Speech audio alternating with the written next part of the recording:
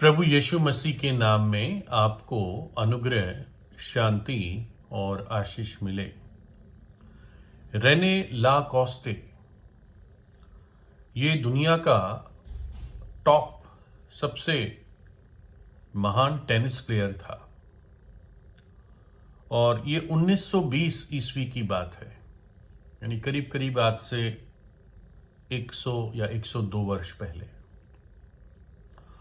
और रेने ला कॉस्टे ने, इसका नाम ला कॉस्टे से ही जाना जाता था, इसने 7 मुख्य सिंगल, जिसमें एक के सामने एक टेनिस खेलते हैं, वो उसने जीते थे। और विंबलडन में जो टेनिस का ही एक नाम है, मतलब वो मैच का नाम है, उसको कई सारी जीत यूएस ओपन और फ्रेंच ओपन में, ये अलग अलग मैच होते हैं, उसमें उसने जीती थी। तो अपने समय में वो बहुत जाना माना था और शायद आज कुछ लोगों को ना मालूम हो, मुझे भी कल तक मालूम नहीं था।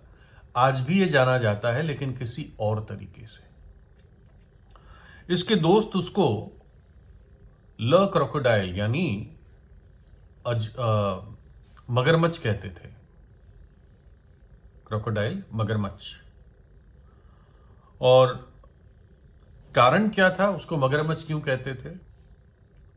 क्योंकि कोई उसकी मैच थी जिसमें जब इसके कैप्टन को शक था कि कॉस्टे तो जीत नहीं पाएगा, तो ला कॉस्टे ने एक चुनौती दी कैप्टन को कि कैप्टन, अगर मैं नहीं जीता तो मैं तुम्हें मगरमच्छ की खाल की एक सूटकेस दूंगा, जो शायद बहुत महंगी होती होगी, और अगर मैं जीत गया तो तुम मुझे मगरमच्छ के खाल की सूटकेस दोगे, प्योर लेदर की, वो भी मगरमच्छ के लेदर की। और वो जीत गया और तब से उसका नाम ल क्रोकोडाइल या मगरमच्छ पड़ गया। उसके दोस्त उसको मगरमच्छ बुलाते थे और ला कॉस्टे ने भी इस नाम को एक्सेप्ट किया, क्योंकि लोग एक प्रकार से प्यार से और तारीफ से उसको मगरमच्छ बुलाते थे। तो जब भी इसका इंटरव्यू वगैरह होता था किसी गेम के जीतने के बाद, तो वो लोग एक जैकेट सा पहन लेते थे, कोट सा। तो उसने कोट पर मगरमच्छ की कढ़ाई कराई थी, तो इस तरह से वो वैसे भी मशहूर होने लगा इस नाम से।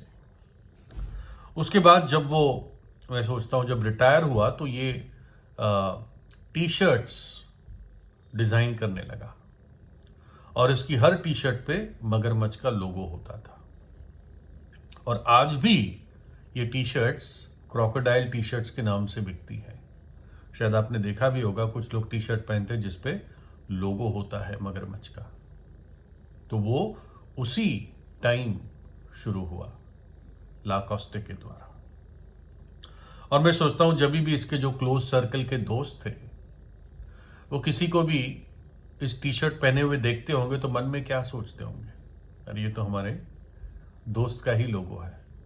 इन्हें नहीं पता, लेकिन हम जानते हैं ला कॉस्टा कितना बढ़िया आदमी है, कितना हमारा करीब दोस्त है।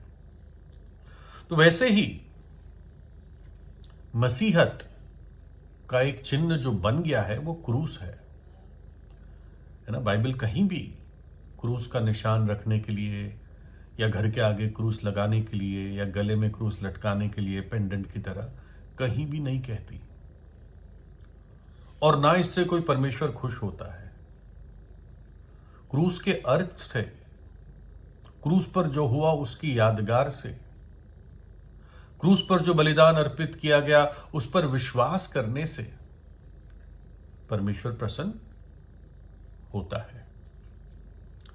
और जब भी कोई क्रूस का जिक्र आता है या आप चलते फिरते कहीं क्रूस का निशान देख लेते हो, तो आपको याद आता है कि मैं जानता हूं क्रूस पर कौन मरा था, मैं जानता हूं कितने दुख से वो निकला था, और मैं जानता हूं किसके लिए उसने क्रूस पर इतना भारी दुख उठाया।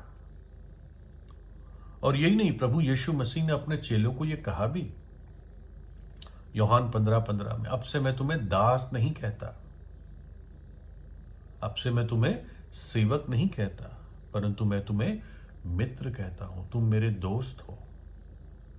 इसलिए एक दोस्त होने के नाते मैं जानता हूं उस चिन्ह का, उस जिक्र का, उस क्रूस के सत्य का अर्थ क्या है ना। कुछ लोग क्रूस लगा लेते हैं कि भूत भाग जाए। क्रूस से भूत नहीं भागते। प्रभु यीशु पे विश्वास करने से, एक पवित्र जीवन बिताने से, उसके लहू से जब पाप धुल जाते हैं तब भूत भागते हैं। ये तो कितने भी टोने टोटके आप कर लो, एक भूत जाएगा तो दूसरा आ जाएगा, और ये सच है ना। प्रभु यीशु जहां जहां गया उसने दुष्ट आत्माओं को, भूतों को निकाला अपने वचन के अधिकार से। उसके वचन में सामर्थ्य है, और जहां पाप और गंदगी है वहीं पर ये दुष्ट आत्माएं आती हैं।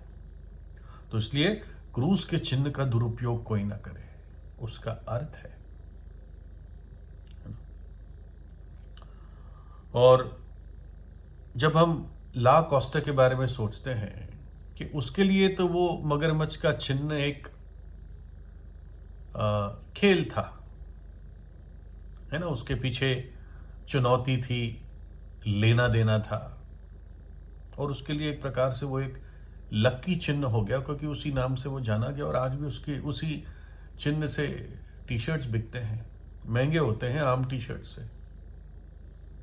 लेकिन प्रभु यीशु को जो क्रूस पर जाना पड़ा, इसमें कोई खेल नहीं था, कोई मजाक नहीं था, कोई लेन देन नहीं थी, सिर्फ देन ही देन थी हमारे लिए, है ना। उसने सिर्फ दिया। परमेश्वर ने अपना पुत्र दिया हम पापियों के लिए, और पुत्र ने अपना जीवन, अपना शरीर, अपना लहू हम पापियों के बचाने के लिए दे दिया। खूब पीड़ा होती है जिसको क्रूस पर चढ़ाते हैं। जो मैंने आर्टिकल पढ़ा वो मैं पूरा हिंदी में अनुवाद भी नहीं कर पाता हूं, इतनी उसमें पीड़ाएं का वर्णन किया गया है एक डॉक्टर के द्वारा।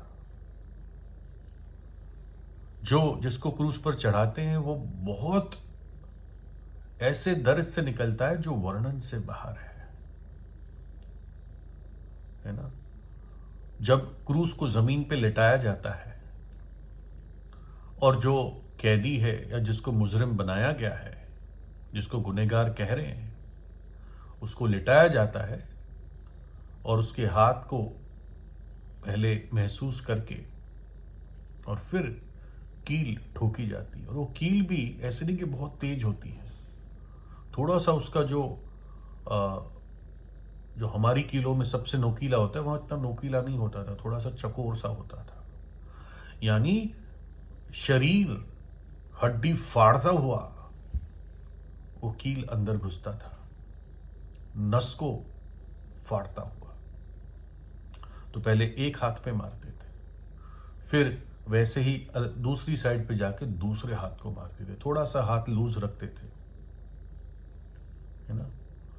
और फिर पैरों की तरफ पहले एक पैर को ऐसे रखते थे जैसे जब घुटने नीचे नीचे की तरफ हो, है ना, चिपका देते थे लकड़ी के साथ। फिर उसके ऊपर दूसरा पैर रखते थे और थोड़ा सा घुटनों में ढील रखते थे, और फिर और एक बड़ा कील दोनों पैर से पार करता हुआ।